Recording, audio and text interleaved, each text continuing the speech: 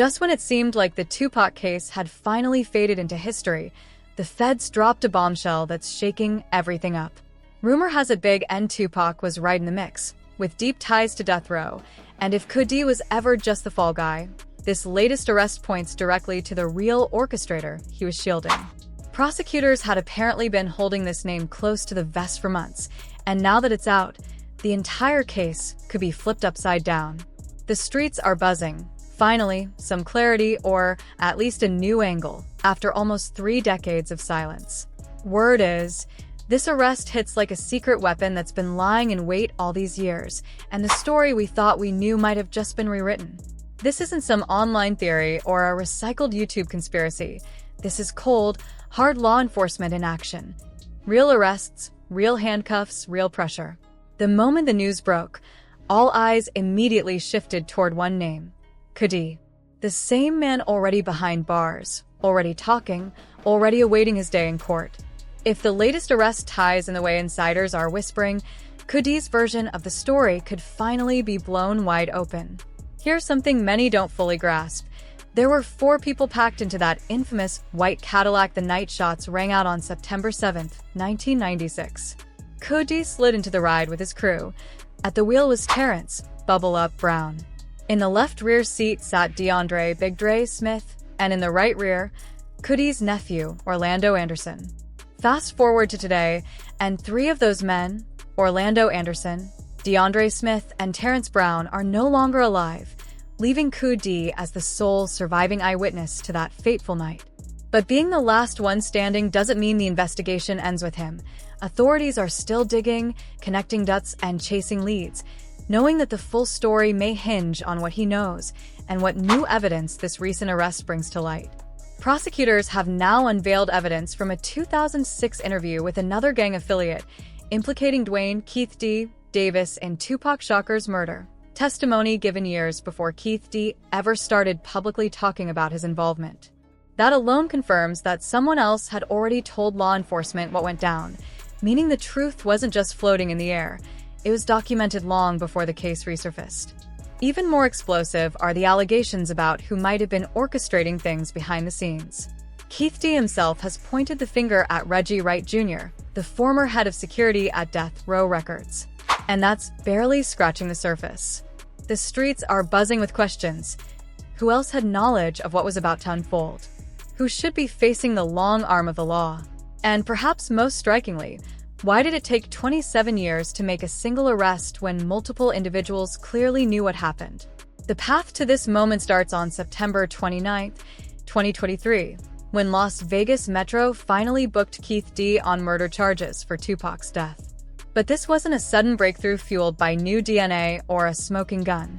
Nah, this arrest came because Keith D. just couldn't keep his mouth shut. Over the years, he's given countless interviews, appeared in documentaries and podcasts, and even authored a book titled Compton Street Legend, detailing his life in the streets and his role in Tupac's shooting.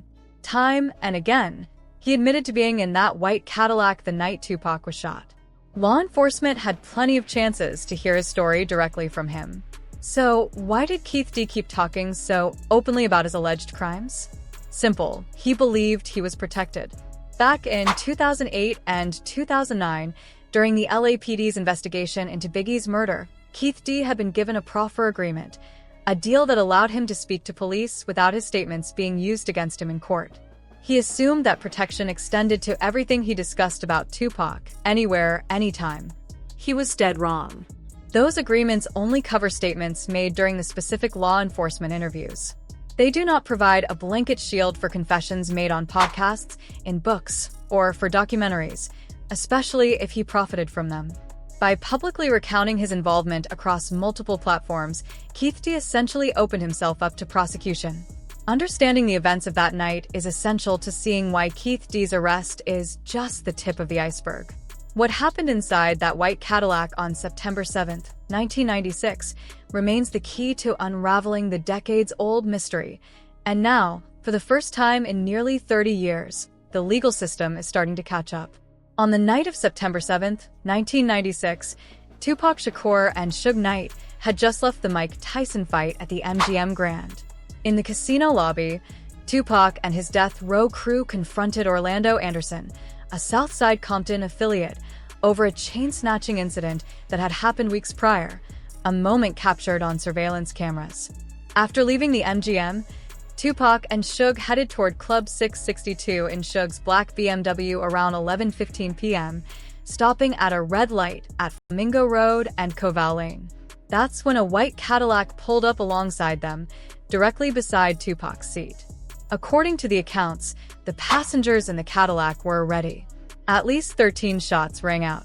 Tupac took 4 hits, 1 to the lung, 1 to the pelvis, plus injuries to his hand and thigh. Suge Knight caught shrapnel but survived. 6 days later, on September 13th, Tupac was pronounced dead at 25. Here's where things get complicated. Keith D openly admits he was in the front passenger seat of that Cadillac. When asked if he saw the gun, he deflects, saying the shots came from the back seat, where his nephew Orlando Anderson and DeAndre Big Dre Smith were sitting. For nearly 3 decades, this case remained frozen. Orlando Anderson was questioned but never charged, only to be killed in a Compton shootout in 1998. Big Dre and Terrence "Bubble Up" Brown also died, leaving Keith D as the sole living witness and the only one publicly recounting the events. Meanwhile, Keith D's public storytelling caught the attention of prosecutors. On July 17, 2023, Las Vegas authorities executed a search warrant on his Henderson, Nevada residence, uncovering documents and materials that supported his claims. 2 months later, he was arrested. But this arrest might just be the opening chapter. Insiders who were present that night suggest Keith D's version of events doesn't fully align with what happened. If people inside Death Row Records played a role in Tupac's murder, the supposed gang retaliation narrative begins to crumble. The MGM beatdown may have been convenient cover for something far more orchestrated. Keith D and his crew could have been mere tools or coincidentally positioned while others ensured Tupac was vulnerable. How did they know the exact route he'd take? How did they position themselves at that precise intersection at the right moment? The story presented is that it was sheer chance. They were cruising, looking for Death Row affiliates, and happened upon Tupac. But the timing, the precision, and the motives leave many questioning that explanation. Despite not pulling the trigger himself, Keith D now faces first-degree murder charges. By law, participation in the conspiracy is enough for liability, but the same legal standard could, in theory, implicate others: the gun suppliers, those providing intel on Tupac's movements, and even Death Row insiders allegedly celebrating afterward. Yet Keith D remains the only one behind bars, while higher-level players with more influence and more to lose remain free. From the moment he was arraigned, Keith D has approached the courtroom as if it were a stage for his own documentary, refusing to stay silent and letting the public glimpse his narrative, turning a decades-old case into an active, unfolding drama. Since Keith D's arrest, the courtroom has become a stage for an intricate legal battle and the first major flashpoint centered on the immunity issue. His defense team argued that everything he had ever said in interviews, public appearances, and in his book should be protected by a proffer agreement he had struck with law enforcement back in 2008 to 2009 during the Biggie investigation. Their claim: since agencies including the LAPD, Las Vegas Police, and federal authorities were aware of his statements at the time, Keith D was effectively shielded from prosecution for those admissions. But the prosecution drew a hard line. They maintained that any immunity granted was narrowly limited to specific conversations with law enforcement. Once Keith D took to books, podcasts, documentaries, and other media to recount his involvement and profited from those stories, that protection no longer applied. In Nevada, monetizing one's criminal acts can be used as evidence of consciousness of guilt. The judge sided with this reasoning, rejecting multiple motions to dismiss based on the immunity argument and allowing the case to proceed. The courtroom drama didn't stop there. Keith D himself became part of the spectacle. During a particularly tense bail hearing, he grew visibly frustrated, challenging prosecutors' portrayal of him and his family, sometimes speaking out of turn. A central point of his frustration was the use of certain boxes of evidence, documents, and transcripts from past interviews. One of the most revealing pieces came from a 2006 interview with a gang member, obtained by prosecutors. This witness implicated Keith D in Tupac's murder long before Keith D ever publicly confessed. That detail was significant. It showed law enforcement had independent evidence linking him to the crime, separate from anything he voluntarily disclosed. It undercut the defense's claim that his public statements were the sole basis for the investigation. In essence, the courtroom became a battleground not just over procedural technicalities, but over the limits of immunity, the interpretation of past interviews, and the weight of independent evidence. Keith D's belief that he was protected collided with the reality that once confessions go public and profit enters the equation, the legal shield he relied on had clear limits. The drama was unfolding on multiple levels: legal, personal, and public, with each hearing peeling back another layer of this decades-old case. The debate over Keith D's bail quickly became a focal point in the courtroom drama. While Tuesday's hearing touched on new evidence, the main issue was whether Davis should remain in custody. The judge had already denied his first bail request, raising doubts about the source of the $112,000 being put up, questioning whether the money came from a middleman or someone with ulterior motives. She also flagged the concern that Davis could profit off the notoriety of the crime while out on bail. But Davis's defense pushed back in a way that turned heads.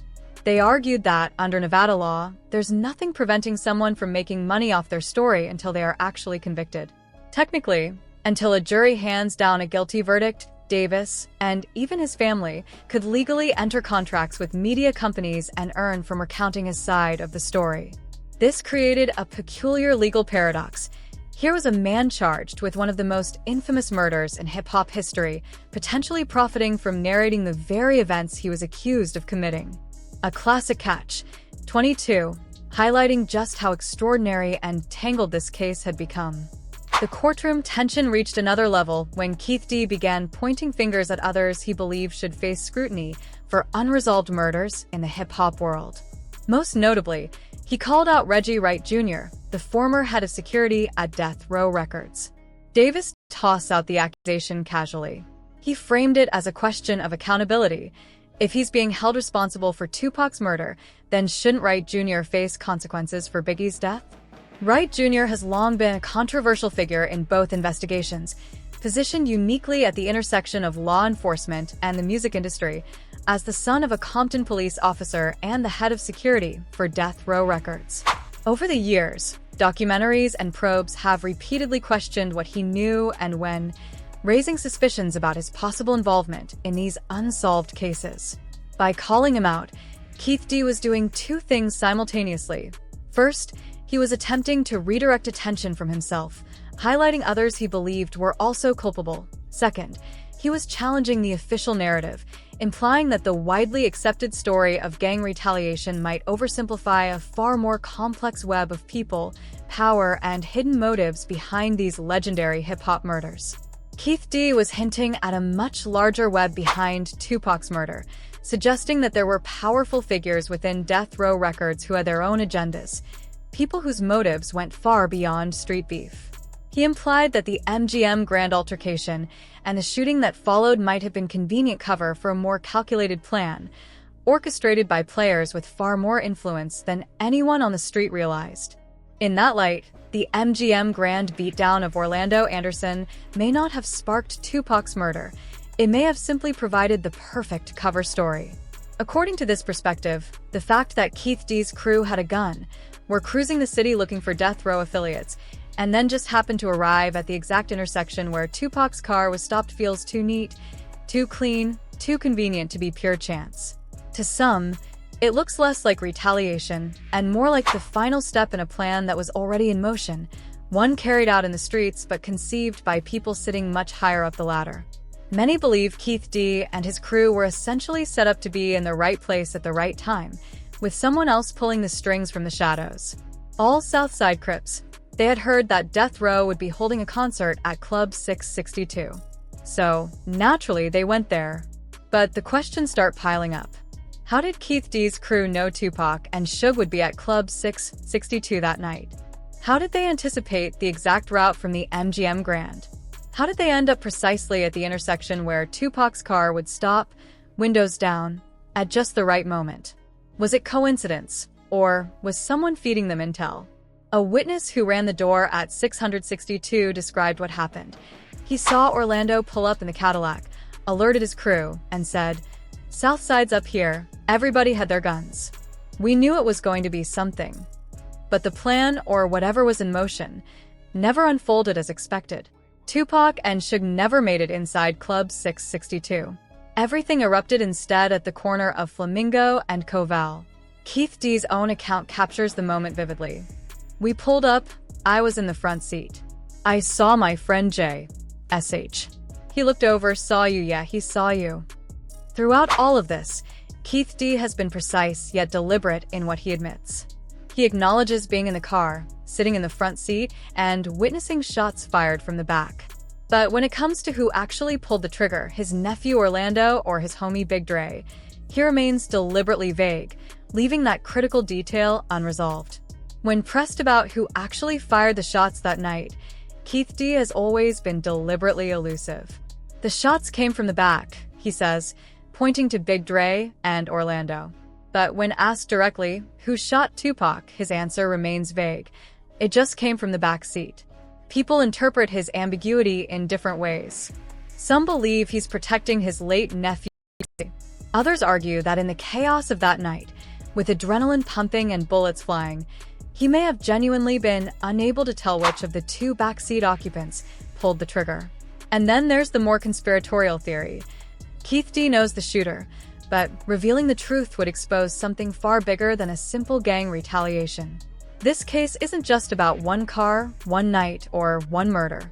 It's a reckoning with one of hip-hop's darkest chapters. The mid-90s East Coast-West Coast rivalry left devastation in its wake, destroyed friendships, and forever altered the culture. Tupac and Biggie, two of the most influential artists of their generation, were cut down in their prime, and even now, 27 years later, the full story remains elusive. The legal saga continues to twist and turn. While no new arrests tied directly to Tupac's murder have been made beyond Keith D, the trial has been pushed to February 2026, delayed by emerging evidence and defense requests for additional investigative time. The defense claims they have witnesses who can place Davis elsewhere during the shooting. If proven, this would completely upend the prosecution's case. Meanwhile, Davis faces new legal challenges. In January 2025, he was charged with battery stemming from an alleged jail altercation, a detail prosecutors cite to argue he remains a danger to the public. The defense has also filed and later withdrawn motions challenging evidence obtained during a 2023 police raid, raising questions about the legitimacy of some of the prosecution's casework. Adding another layer of complexity, Davis has made public claims that Sean Diddy Combs offered $1 million for a hit on Tupac and Suge Knight. These statements originated in a 2008 DEA interview and were reiterated in his 2019 book. Diddy has consistently denied these allegations, pursuing defamation suits and asserting the claims are false. No evidence has ever linked Combs to the crime, yet the claims continue to swirl, particularly as Diddy faces unrelated legal issues of his own. As one observer noted, "I don't know Keith D to be singing about murders like that. He even lied about his nephew. And now he says if he goes down for Tupac, Reggie should go down for Biggie." Keith D's arrest has done more than reopen old wounds. It has left more questions than answers. If he is convicted, is justice truly served, or has a convenient fall guy been handed the blame while others with potential involvement, whether at death row records, in law enforcement, or elsewhere, remain free? The shadow of doubt lingers, and the streets are still watching.